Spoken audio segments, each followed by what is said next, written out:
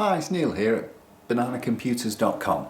Today we're going to have a look at the Alienware Area 51 R2.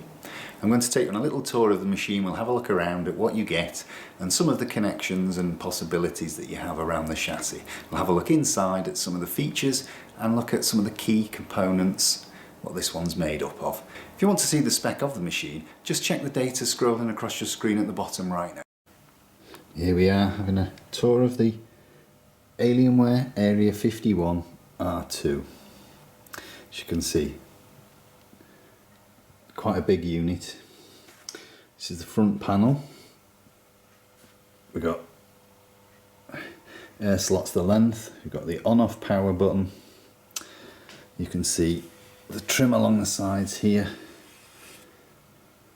where it's illuminated on both sides. There we have the DVD or Blu-ray, depending on which options you've gone for. And then just below that, as you can see, headphone, microphone. We've got two USB 3s and an SD card slot. That's the front. Let's take a look at the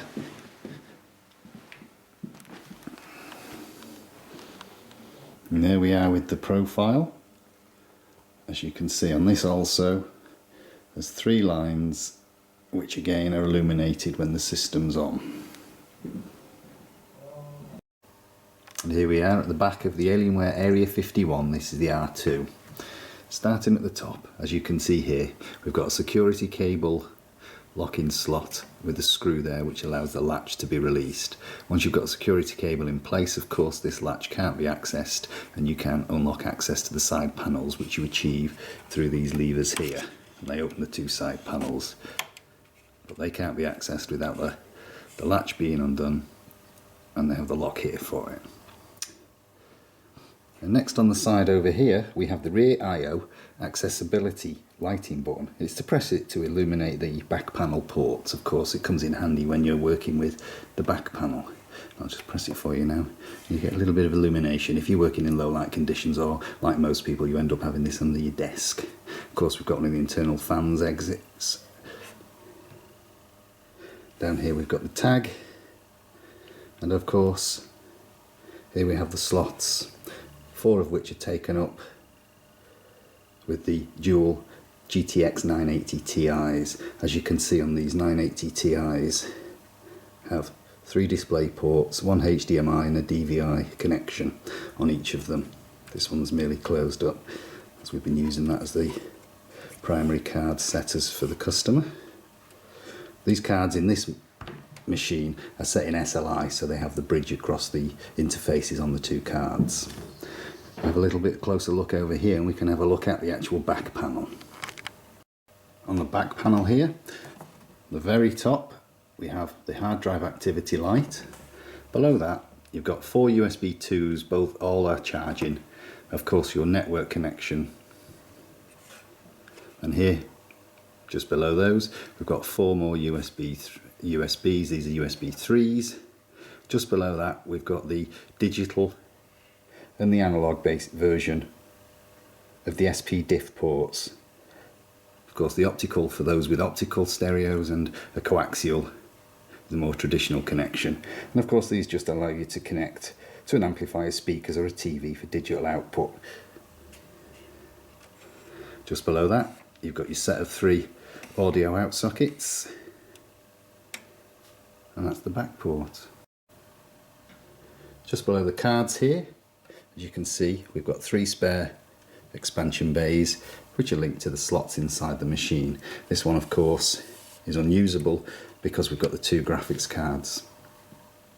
At the bottom of the machine here, last but not least, we've got the power cable port, and just below that we've got the power supply diagnostic button and light, and of course you can press the button and the light will illuminate and tell you the diagnostic status of the power supply. And that is the back of the Area 51 R2. Now, quite simply just going to open up the latch so that we can access the sides and we can have a look inside.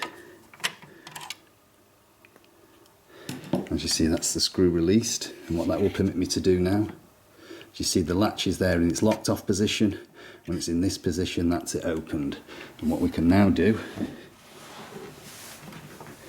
is click this handle and it releases the side panel. It's the same on that side, releases the side panel. So here we are accessing what they refer to as the left hand side. There's the inside of your panel. As you can see, little interface connectors there. And here we are in the side of our Area 51 R2. I'll just give you a quick look around first, and then we'll go through what they all are. So starting at the top up here, this is the internal optical drive bay. In this instance, I think it's a Blu-ray player. And of course, next to it, the big blue thing there, that's the I/O board. And over here, there's a wonderful little heat sensor for the drive bay, so the machine knows if it's getting too hot in there. And of course, just below that, we've got the 2.5 inch bracket. This is for two 2.5 inch hard drives. As you see, cabling in place, ready to go for those. And just below that, this is the connector for the FX side panel. So of course, when you're changing the wonderful lights and so forth in your side panels, these are the connectors that run that. And of course, just down here, we've got the rear I/O accessibility lighting batteries, which of course run through and allow the little lights to come on the chassis. And then we've got 1, 2, 3 bays for 3.5 inch SATA drives. In this instance, up here, this one has a 2 terabyte SATA at 7.2K, and of course, a little bit further down in the 2.5 inch slot, we've got a 128 SSD. And that is the left view side. To refit the panel, we have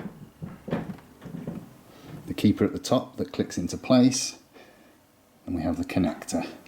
And then along the bottom, that's the piece that actually sits on the bottom of the chassis.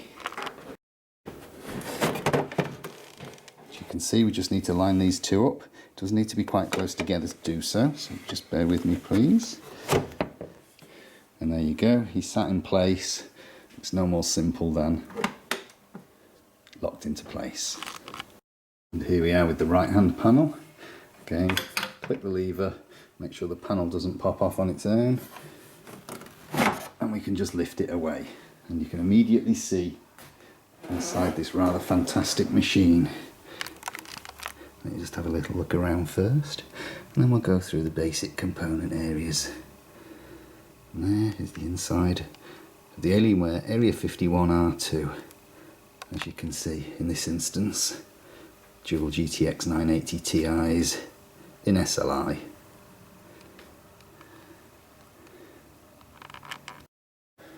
Okay, now that we've got the panel off, we'll have a look at what the main components are in here. And up here is the liquid cooling fan, which as you can see is connected to the liquid cooling pump, which is on top of the processor. Just below that,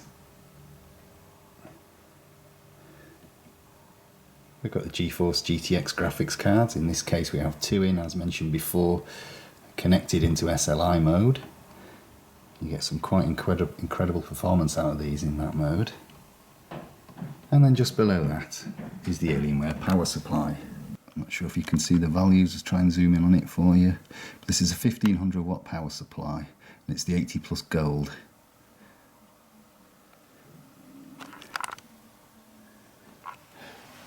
It actually uses an incredibly heavy duty lead to connect with as well.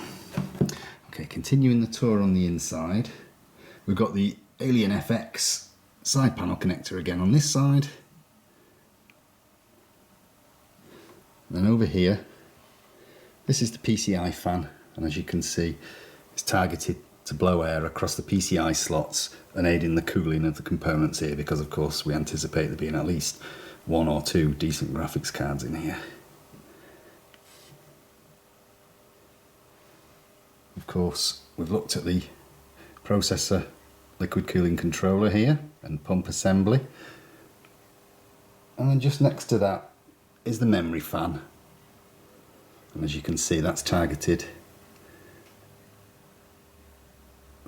at the memory. And of course in this system we've got 4 memory modules. The blue board you can see at the bottom is of course the motherboard, or the system board it's also known as. As you can see in this case, we've got another PCIe slot here. We've got smaller ports at a lower speed there. Of course that one is unusable because of the 2 cards. We don't want to cause any heating problems. And we've got 2 of the PCIe X16s being used by the SLI'd graphics cards here. And as you see in the memory slots, we've got 4 of the slots being taken up. In this instance it's the DDR4 2100 megahertz, and they're 8 gig each, so we're running with 32 gig in this system at present. You can see here, this is the main power connector onto the system board.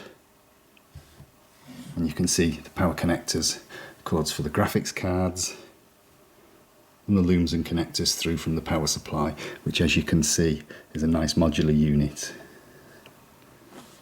And that is the inside of the Area 51. As you see, like we did with the previous side panel, once you've got it lined up, it just clicks shut. One final feature that I thought I'd bring to your attention while we're looking at the chassis is you've got, by all intents and purposes, quite a large chassis. Of course, to be able to house all the drives and the cards and such that it has. You'll notice the triangular shape, and at the bottom 2 flat faces. And what you can do, if you, like I, have your system under the desk, of course it makes those ports on the back particularly difficult to look at and to access. And so we have a flat bit on the front, and what we can do is roll the system forward. It rests on that front flat face, and you then have simple access to all your ports. Of course, when you finish plugging in, you've fitted all of the cables that you need to, it rolls back just the same.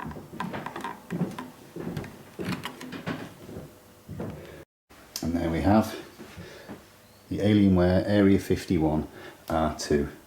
Don't forget to check the spec of this machine along the bottom of the screen, and you can visit us at bananacomputers.com to see our latest deals and see what systems we've got in stock for you at the moment. Thanks for joining me today. Please visit bananacomputers.com and see what our special offers of the week are, and see what other things we've got in stock that you might be interested in. Don't forget, of course, you can call in to us if you need any changes to the specs available on the site, and we can of course quote you for whatever it is that you want. You can get us on 01624 815 400, or of course bananacomputers.com.